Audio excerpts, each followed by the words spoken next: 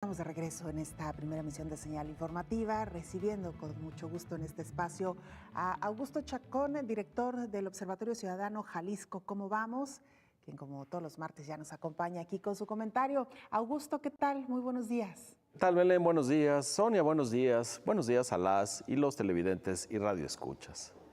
La bendita coyuntura nos trae, al menos a mí, asoleados. Maldigerimos un suceso cuando otro diferente o una declaración nos lleva por otro rumbo. Sucesos de todo tipo, declaraciones de cualquier personaje político de relumbrón. En tanto, muy oronda, la realidad nos impone con machacona insistencia una degradación palpable de la calidad de vida, particularmente a las y los más amolados. Pero también pierde nivel nuestra capacidad de asombro. Aún no nos reponemos de una matanza, de un desfiguro político o jurídico, cuando los siguientes ya están ahí, reclamando su lugar en la historia efímera, que es lo de hoy. A lo más que atinamos, perdón, me refiero a mí, es a fingir que columbramos los dichos y hechos que son portadores de futuro. Los regímenes del planeta, incluido el nuestro, se están corriendo hacia donde, según las autoridades que por estas fechas padecemos en todas partes, la democracia no estorbe para corregir, para hacer justicia. ¿Qué significa que en las elecciones de Guatemala se imponga un comediante, en Estados Unidos uno intelectualmente desvalido, en Morelos un futbolista o en Ucrania un cómico? Y por doquier una derecha centrismo que está entre la actuación para telenovela y las habilidades que poseen las estrellas del fútbol. Emocionar hasta el delirio, no más hora y media, cada vez sin que necesariamente los 90 minutos de hoy se relacionen con los previos. Para no parecer agoreros o peor antidemócratas, solemos decir, nadie quiere que le vaya mal al presidente o al gobernador o al alcalde. E inmediatamente después intercalamos el inevitable, pero la cosa es que al parecer no hay consenso respecto a qué significa que les vaya bien a los gobernantes.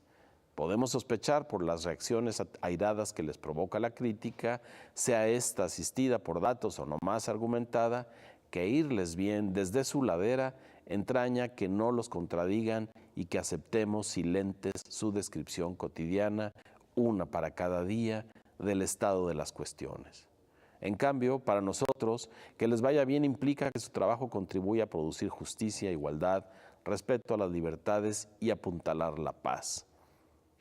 Pero lo reconozco, la coyuntura es jugosa para salir del paso si se trata de opinar, validos de cierta noción de análisis, la que supone que basta referirse a ella misma, a la coyuntura, como si ignoráramos el antes y como si la diversidad y la pluralidad de gente y de culturas no modificara eso que surge aparentemente del momento y que al momento se extingue.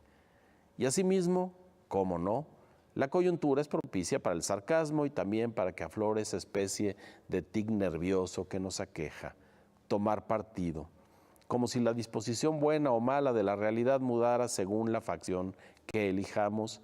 Después de todo, hay surtido rico de medios, de comentaristas y hasta de intelectuales para justificar nuestra elección de bandería.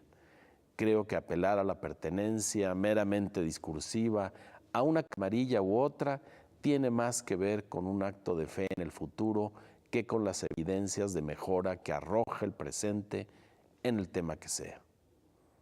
Es preocupante dejarnos ir por el resbaladero y no tener a la vista un punto en el que no nos vayamos a detener para mirar al menos el puesto de origen. Sería cuesta arriba. Entonces, ya instalados en la inercia imparable del declive, nos tendremos que contentar con aceptar que no fuimos capaces de percatarnos del descenso en muchos órdenes por estar entretenidos desmenuzando las circunstancias evanescentes.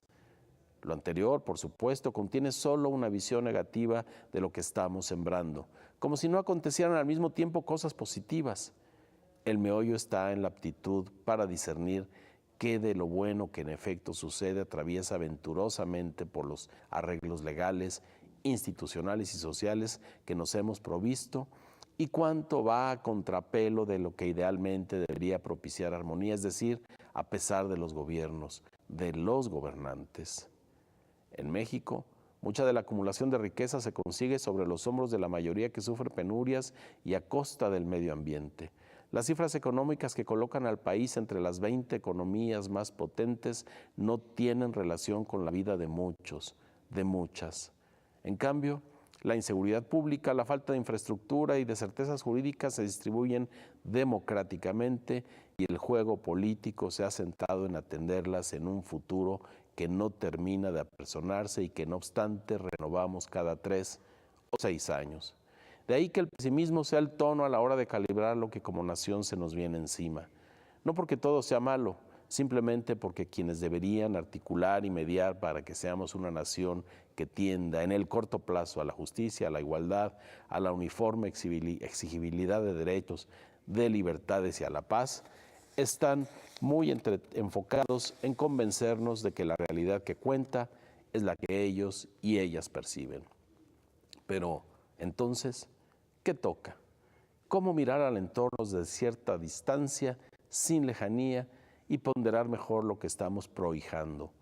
¿O nomás son mis nervios y así como estamos y pensamos y decimos y hacemos es lo apropiado? Me parece que no. Luce como que nos seduce acomodarnos en alguna categoría de las que la clase política delinea, ya sea partidista, la que corresponda al líder de moda, como el presidente de la República y sus contrapartes, conformadas por quien sea que cuestione las andanzas del primero, o en las castas que últimamente están de moda, fifís, chairos, conservadores, neoliberales, pueblo. ¿Y aquello que ha de hacerse? Para que bajen los indicadores de la violencia, para que haya muchos menos pobres, para que los servicios públicos, por ejemplo, educación y salud, sean para todos y de buena calidad, para que los salarios alcancen para vivir dignamente. ¿Será que el truco básico de defender o defenestrar al gobernante en turno basta para acercarnos a lo que es deseable? ¿Será que nos conformamos con satisfactores más de índole deportiva, o sea, limitarnos a escoger uno de los equipos y fundamentar lo razonable de nuestra elección a partir de afirmar que el nuestro gana y el otro pierde? ¿Cuándo nos interesaremos en los satisfactores del presente, objetivos que nos permitan vivir mejor como individuos en comunidad? La coyuntura le sienta bien a quien tiene responsabilidades que de pronto no puede atender como se esperaba. Y por ello mejor habla de lo que los gobernantes previos no hicieron, en vez de poner manos a la obra. Culpar de las matanzas al neoliberalismo al que no podemos meter a la cárcel, no a los criminales y a los corruptos que propician la impunidad. Mejor dividir a la sociedad en parcialidades, conmigo o contra mí, que dejar que ésta se organice y exija unida respuestas para sus necesidades, las reales expresadas por ella misma. En México suceden cosas malas y buenas, y son más estas porque con todo y el enconado debate público, la gente sigue en sus tareas, trabaja, crea, invierte, estudia, enseña, piensa. Y esto es lo que genera riqueza y magníficos bagajes culturales y felicidad y política de la que no tiene que ver con lo que anhelamos como colectivo, no la que nos considera meros espectadores del juego de unos pocos. Muchas gracias. Bueno, Augusto, quizá pensar en la forma en que está viviendo el común del ciudadano, no nada más a las autoridades, incluso también seguramente a los que estamos en algunos oficios o trabajos que tienen más relación con la opinión pública o más familiarizados con la información. Nos cuesta trabajo saber si esta misma percepción que nosotros tenemos es la misma que tiene el ciudadano y si esta polarización que vemos, por ejemplo, en redes sociales es tan real en la vida cotidiana.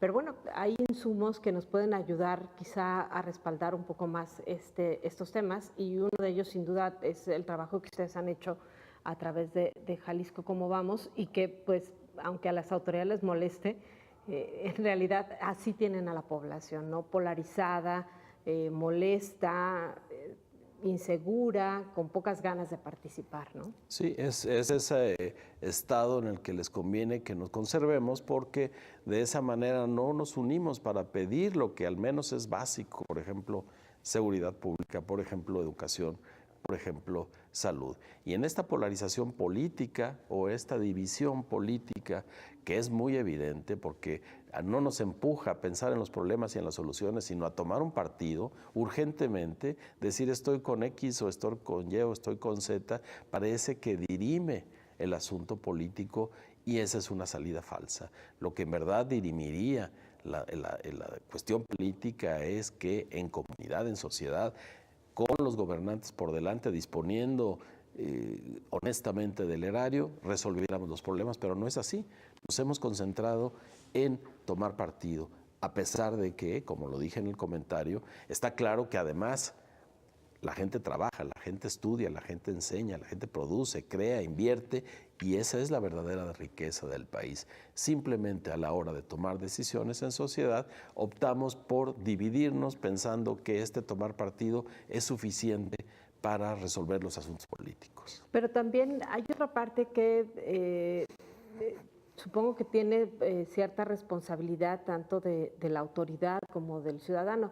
¿Cuánto tiempo tenemos discutiendo, por ejemplo, de las figuras de participación ciudadana? ¿Cuántas reformas se han hecho a la ley y seguimos todavía sin utilizarlas? En realidad, si damos una revisadita a los ejercicios que ha habido, casi todos son propiciados o por las autoridades o por agrupaciones formalmente constituidas muy cercanas a las autoridades. Así es reaccionar con un cliché legaloide a una petición de los ciudadanos. Decir, bueno, como quieren participar, aquí les regalamos estas formas jurídicas de participación, pero no les damos el espacio para que eso suceda, porque reunir firmas o hacer cumplir todos los requisitos implica dejar de hacer lo que en efecto produce riqueza y cultura. O acotarlos, ¿no? Decirles, por ejemplo, si tú pagas tu predial, puedes decidir las obras que se van a realizar cuando en realidad lo que vemos en estos procesos de consulta de presupuesto participativo pues son insignificantes con relación a la gran bolsa. Seguramente si a los ciudadanos nos preguntaran, no estaremos de acuerdo en pagar toda esa nómina o toda esa burocracia o todos esos servicios que nos cuesta el sistema, ¿no? Claro, es un mecanismo que ha rendido frutos al propiciar que la gente pague su impuesto predial, pero la participación es mucho más que eso. Y debería ser evidente, ya que se han generado tantas reglas al respecto, que esta participación modifica nuestra calidad de vida y no es así. Todavía nos queda muchísimo por hacer y en muchas áreas como si fuéramos a empezar como nación. Muy bien. Muchísimas gracias, Augusto. Al contrario, Sonia, Belén, gracias a ustedes. Buenos días a todas, buenos días a todos. Muchas gracias.